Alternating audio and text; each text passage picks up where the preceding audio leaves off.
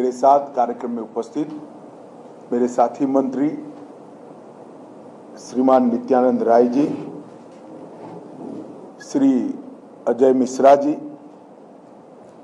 भारत सरकार के गृह सचिव श्री अजय कुमार भल्ला जी, महारजिस्ट्रार एवं जनगणना आयुक्त श्री मृत्युंजय कुमार नारायण जी, श्री शैलेश जी, पूर्व रजिस्ट्रार जनरल ऑफ इंडिया, और आज गृह विभाग और जनगणना कार्यालय के उपस्थित सभी अधिकारी भाइयों और बहनों, सबसे पहले तो मैं आप सभी से व्यक्तिगत माफ़ी मांगना चाहता हूं, क्योंकि आमतौर पर मैं कभी लेट नहीं होता हूं।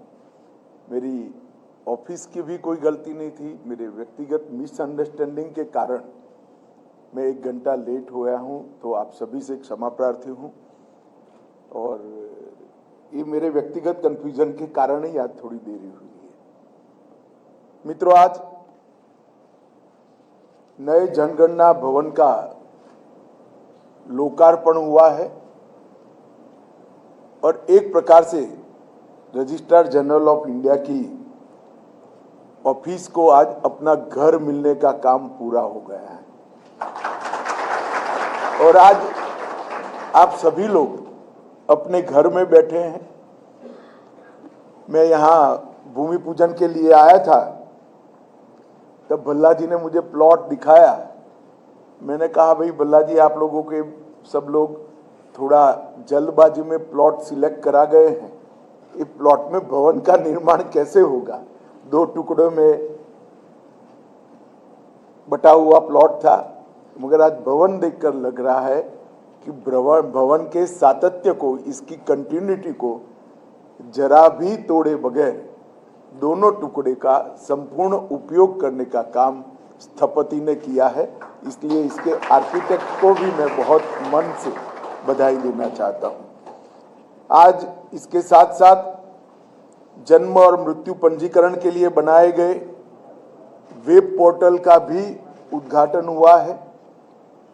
जन्म और मृत्यु के पंजीकरण का महत्व किसी भी देश के लिए बहुत महत्वपूर्ण है। नागरिकता के डेटे को अपग्रेड करने के लिए, मतदाता सूची अपग्रेड करने के लिए और लाभार्थियों का आकलन कराने के लिए ये जन्म और मृत्यु का डेटा अगर विशिष्ट पद्धति से संग्रहित होता है तो जनगणना और जनगणना के बीच का, सेंसस के बीच का जो कालखंड होता है, उसमें भी आप माइक्रो प्लानिंग विकास का कर सकते हो। और कई सारी मीटिंगों में इस पर चर्चा कर हम एक नया बिल भी लेकर आ रहे हैं और उसमें ये सारी चीज़ों को हमने समाहित किया है। मुझे बहुत आनंद है कि आज जन्म और मृत्यु पंजीकरण का वेब पोर्टल की शुरुआत हुई है। 1981 से लेकर अब तक की सभी जनगणनाओं का एक इतिहास एक पुस्तक में संकलित कर यहां आज प्रकाशित किया गया है।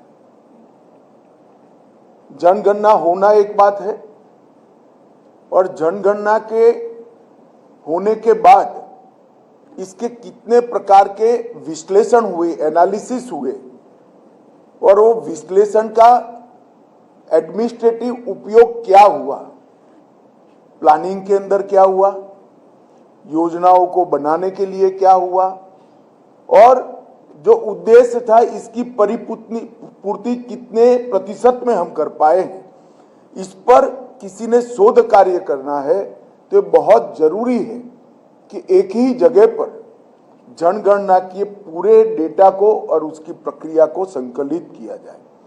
और मुझे आनंद है कि 1981 से लेकर आज तक का सारा जनगणना का इतिहास एक ही पुस्तक में आज संकलित कर दिया गया है। इसके साथ साथ अपग्रेडेड RRS मोबाइल एप्लीकेशन का भी आज शुभारंभ हुआ है। हम सब ऐसा मानते हैं, सोचते भी हैं और चाहते भी हैं कि हर व्यक्ति रिस्पॉन्सिबल हो जाए, मगर हम सब जानते हैं कि रिस्पॉन्सिबिलिटी नीचे परकोलेट होते होते कई जगह पे लुढ़क जाती है।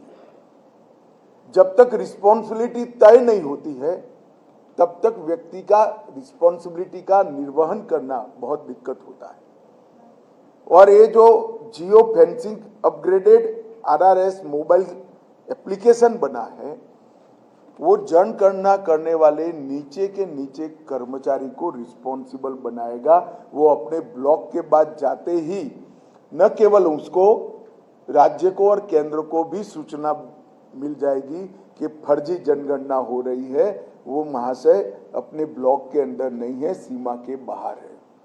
और मैं मानता हूं इतने बड़े देश के अंदर हजारों की संख्या में, लाखों की संख्या में जो ब्लॉक बनाए गए हैं, इसका जियो फेंसिंग करना ये टेक्नोलॉजी के सबसे उत्कृष्ट उपयोग का उदाहरण है। और इसलिए मैं महारजिस्ट्रार जी को मन से बहुत बहुत बधाई और शुभकामनाएं देता हूं, क्योंकि ये इतना महत्वपूर्ण दस्तावेज है। इस दस्तावेज का सटीक होना बहुत जरूरी है। ये दस्तावेज अगर सटीक नहीं है तो इसकी छोटी सी गलती का क्यूमुलेटिव इफेक्ट में, गुणाकार में देश को भुगतान करना पड़ता है। जैसे एक चौराहा होता है, हमारा लक्ष्य लेफ्ट हैंड साइड पर जाने का है और अगर हम गलती से राइट हैंड साइड पर चले जाते हैं तो जितनी तेज गाड़ी चलाओगे अपने लक्ष्य के दूर ही हो जाओगे। तो ये जनगणना जो है वो देश के विकास को रेखांकित करने वाली प्रक्रिया है और इसके लिए बहुत महत्वपूर्ण है कि जियो फेंसिंग के साथ upgraded RRS mobile application alert system बना दे, जिससे आप आपके लिए हुए क्षेत्र के बाहर ही नहीं जा सकते। जनगणना का हमारा जो साहित्य है, ढेर सारे शोधकर्मी, मैं गृह मंत्री बना उसके पहले भी कहते थे कि क्यों ये सार्वजनिक नहीं होना चाहिए, क्यों ये उपलब्ध नहीं होना चाहिए। उपलब्ध नहीं है ऐसा नहीं है, मगर दिक्कत है। देश के अंदर ढेर सारी संस्थाएं अब बन रही हैं जो जिलों को, तहसील को, जिलों को, राज्यों को और समग्र देश को प्रोफेशनली विकास में अच्छे तरीके से विश्लेषण के साथ सलाह देने का कौवत रखती है। और मैं मानता हूं चाहे सरकार की व्यवस्था में हो या न हो, इन सभी की प्रोफेशनल कॉम्पिटेंसी का उपयोग देश के विकास में होना चाहिए। अगर उनकी प्रोफेशनल कॉम्पिटेंसी का उपयोग देश के विकास के लिए करना है तो उनको विश्लेषण के लिए जनगणना का सारा साहित्य उपलब्ध होना चाहिए। और आज से जनगणना के सारे प्रकाशनों की ऑनलाइन बिक्री शुरू हो गई है। तो सबसे बड़ा राहत अगर इसको किसी से मिलेगा तो प्लानिंग करने वाले और शोध कर्मियों को मिलेगा, क्योंकि उनको ऑनलाइन ही परचेस करना है, कहीं धक्के नहीं खाना है। और आपको कई जगह से मेरे पर मंत्री बनने के बाद तो फोन आते थे, साहब ये प्रकाशन पुनः प्रकाशित ही नहीं हुआ है। वो लेना भी चाहता है तो ले नहीं सकता। अब ऑनलाइन बिक्री होने के कारण आपको पुनः प्रकाशित करने का एक रिजर्व, वो प्रकाशन का रिजर्व कितना होना चाहिए वो एक बार जनगणना के कार्यालय ने तय करना चाहिए कि ये पुस्तक हमारे पास मिनिमम 100 उपलब्ध होने चाहिए। 100 से नीचे संख्या जाते ही पुनः मुद्रण कर लेना चाहिए। तो ये उपलब्धि इससे बहुत अच्छी तरीके से हो जाती है। तो पांचों कामों ने हमारी जनगणना को बहुत आगे बढ़ाने का काम करेंगे, इसका मुझे विश्वास है।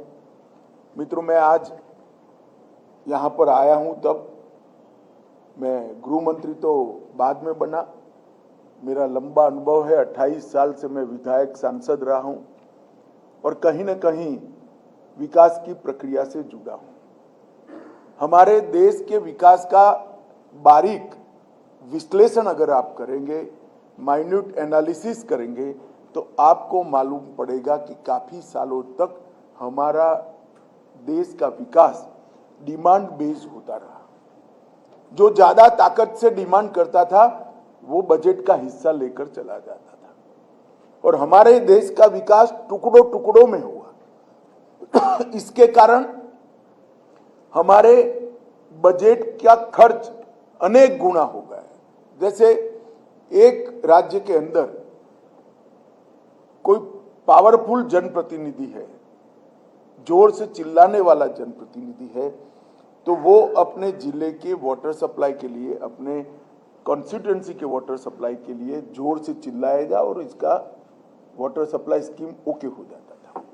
मगर सोर्स और वो जिले के बीच में, सोर्स और वो कॉन्स्टिट्यूएंसी के बीच में ढेर सारी कॉन्स्टिट्यूएंसी आती थी, मगर जो मेन लाइन का प्लानिंग होता था एक कॉन्स्टिट्यूएंसी की जनसंख्या के आधार पर होता था। अब बाकी की कॉन्स्टिट्यूएंसी को पानी देने के लिए भी मेन लाइन फिर से डालना पड़ता था। अगर जनगणना के आधार पर इसका प्लानिंग कर लीजिए, दूरंदेशी के साथ मेन लाइन बड़ा डाल दिया जाए, वो कॉन्स्टिट्यूएंसी को भले प्रायोरिटी दो, तो जब भी आपको करना है तो एक टी लगाकर उसमें से एक ब्रांच ही खोलनी है। इस प्रकार से ढेर सारा खर्च हमारा डुप्लीकेसी के कारण हुआ है। और अगर इतने बड़े भौगोलिक विविधता वाले देश में सर्वस्पर्शीय और सर्वसमावेशक विकास करना है, तो इसके लिए बहुत जरूरी है कि विकास का प्लानिंग हो। और विकास का प्लानिंग तभी हो सकता है जब डेटा की उपलब्धि हो, और डेटा की उपलब्धि के लिए जनगणना से अलावे हमारे पास और कोई जरिया नहीं। आज इस संस्था को 150 साल होने आए और 75 साल से देश आजाद हुआ। मैं भरोसे से कह सकता हूं कि अगली जनगणना के बाद देश को कंप्लीट करने का, संपूर्ण तरीके से विकसित करने का, हर नागरिक को देश के विकास के अंदर समाहित करने का, एक प्रकार से फिर से मैं कहना चाहूंगा, सर्वस्पर्शीय सर्वसमावेशक विकास करने का आधार नई जनगणना होगी। इसमें मेरे मन में कोई कंफ्यूजन नहीं। मैंने बहुत ध्यानपूर्वक पंचवर्षीय योजनाओं और इसके बाद में वार्षिक योजनाएं जो बनी, इसका बहुत ध्यानपूर्वक अभ्यास करा है। कई जगह पे लगेगा कि ये योजनाएं जल्दबाजी में बन गई, कई जगह लगेगा कि ये ढंग से प्लान नहीं हुई, परंतु इसका मूल कारण था कि जनगणना सटीक नहीं थी। जनगणना और विकास का प्लानिंग करने वाले लोगों को, डेवलपमेंट का प्लानिंग करने वाले लोगों के बीच में कोई कड़ी नहीं थी। और अब जिस प्रकार से हम जनगणना करने जा रहे हैं, इलेक्ट्रॉनिक तरीके से करेंगे, हर व्यक्ति को अपना डेटा भरने का अधिकार होगा, इसका सत्यापन होगा, ऑडिट होगा, हर व्यक्ति को अपने ब्लॉक के अंदर ही रहकर ही ये काम करना है। ढेर सारी चीजों को इसके अंदर डाल दिया गया है और सामाजिक और आर्थिक स्थिति को भी बहुत कम डेटा के साथ, परंतु सटीक तरीके से डेवलपमेंट के लिए जो चाहिए, इस प्रकार के 35 से ज्यादा पैरामीटर्स अगली जनगणना में हमने समाहित किए हैं, जिसके आधार पर हर योजना बनेगी। और कई बार हमारे देश के विकास की मीमांसा करने वाले लोग टिप्पणियां करते हैं कि देश का विकास टुकड़ों टुकड़ों में हुआ है। किसी की भी मंशा ऐसी नहीं होगी कि इस देश का संपूर्ण विकास ना हो, परंतु विकास के लिए जो डेटा उपलब्ध होना चाहिए, वो डेटा किसी के लिए नहीं था और डेटा के विश्लेषण की व्यवस्था भी नहीं थी, और आयोजन करने वाले लोग और जनगणना के पास उपलब्ध डेटा के बीच में कोई सेतु नहीं था, और इसी के कारण ये टुकड़ा टुकड़ा विकास हुआ। आजादी के लगभग 70 साल के बाद योजना बनी कि हर गांव के अंदर बिजली पहुंच जाए। आजादी के 70 साल के बाद योजना बनी कि हर एक व्यक्ति को घर मिले। आजादी के 70 साल के बाद योजना बनी कि हर व्यक्ति को स्वच्छ पीने का पानी घर के अंदर नल से बने। हर व्यक्ति की स्वास्थ्य की सुविधाएं बन जाए, हर व्यक्ति के घर में बिजली पहुंच जाए और हर व्यक्ति के घर में शौचालय हो जाए। आजादी के 70 साल तक ये बेसिक हर नागरिक का जिस पर अधिकार है, इसका आयोजन नहीं हुआ था, क्योंकि इसके लिए कितना बजट चाहिए वो ही उपलब्धता किसी को मालूम नहीं। योजनाएं बनती रही, लक्ष्य तय होते रहे कि इस बार हम 3 लाख लोगों को घर देंगे, मगर हम सबको घर देंगे ऐसा लक्ष्य तय करने का साहस इसलिए नहीं था कि इसके लिए कितना बजट चाहिए इसकी उपलब्धता। अगर ये मालूम होता तो एक के बाद एक भी एक काम हम कम बजट में भी कर सकते थे और देश को बहुत कम खर्चा करना पड़ा होगा जो 50 साल पहले हो जाता था। परंतु जनगणना का उपयोग, जनगणना की सटीकता, जनगणना की ऑनलाइन उपलब्धि और प्लानिंग और जनगणना के बीच में सेतु के अभाव में ये सब कुछ नहीं हो पाया। मुझे एक बहुत आनंद का विषय है कि जनगणना आरजीआई को ही अब हमने जन्म और मृत्यु के महारजिस्ट्रार के रूप में नामित कर दिया है, क्योंकि अब जो आगे व्यवस्था होने जा रही है कि जन्म और मृत्यु के रजिस्ट्रेशन के बाद एक व्यक्ति अगर 18 साल का हो जाता है तो इलेक्शन कमीशन उसके घर पर एक पर्चा भेज देगा ऑटोमेटिकली, इसी का उपयोग कर कि आप 18 साल के हो गए, कृपया ये पर्चा ऑनलाइन भेज दीजिए, आपका वोटर के नाते रजिस्ट्रेशन हो जाएगा।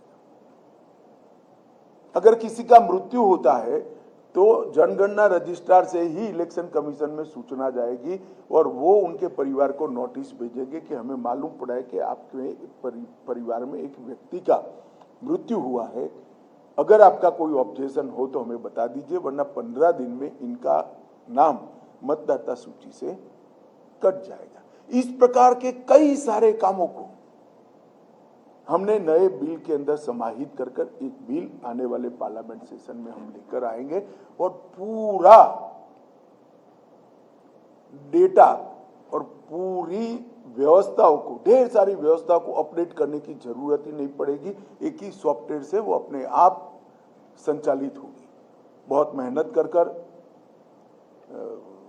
अभी के आरजीआई ने तो कराई है, इसके पहले विवेक कुमार जी थे, इन्होंने मेरे साथ काफ़ी काम किया, लंबे समय तक काम किया और बहुत मेहनत कर जनगणना कार्यालय के अधिकारियों ने बहुत खंत के साथ इस पूरी व्यवस्था को बनाने का प्रयास किया है। मैं जानता हूं और मैं तो सुझाव देने वाला व्यक्ति हूं, करना आपको ही होता है, मगर आपने बहुत खंत से काम किया है और ढेरों सारी मीटिंग के बाद ये सॉफ्टवेयर तैयार हुआ है, ये बिल भी तैयार हुआ है। इसलिए मैं आपके मिनिस्टर के नाते ढेर सारी आपको अभिनंदन करना चाहता हूं कि आपके इस प्रयास से एक कंप्लीट जनगणना और कंप्लीट जन्म और मृत्यु का रजिस्ट्रेशन कंप्लीट हो पाएगा और उसको देश को बहुआयामी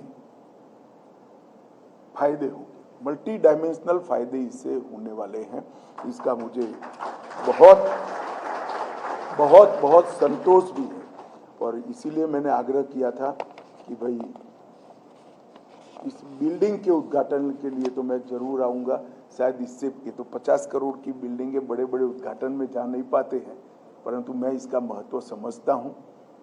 विकास की मूल योजना बनाने वाला ये डेटा है, देश के लिए बहुत जरूरी है और ऐसे लोगों के लिए जरूरी है जिनको आज़ादी के बाद कुछ नहीं मिला, जो वंचित है, जो पीड़ित है, जो शोषित है, ऐसे लोगों के लिए हमारी जनगणना की एक्सरसाइज बहुत जरूरी है और डेटा का सटीक उपयोग भी बहुत जरूरी है। अंत में फिर से एक बार मैं 1 घंटे लेट होने के कारण आपके से क्षमा प्रार्थी हूँ और बहुत बहुत मन से आप सभी को संतोष के साथ बधाई और शुभकामना देना चाहता हूँ कि आपने बहुत अच्छा किया है। आप सभी का बहुत बहुत धन्यवाद।